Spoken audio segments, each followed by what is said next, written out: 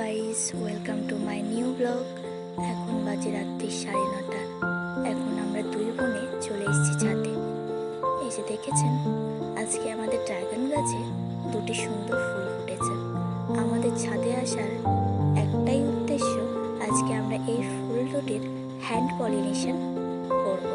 Hand pollination মানে কি? এই যে আমাদের ফুলের পরাগরেণু আছে, সেই পরাগরেণুগুলো একটি বাটিতে কালেক্ট করব এবং সেই পরাগরেণুগুলো সুন্দরভাবে এই ফুলের যে গর্ভাশয় রয়েছে সেটাতে লাগিয়ে দেব।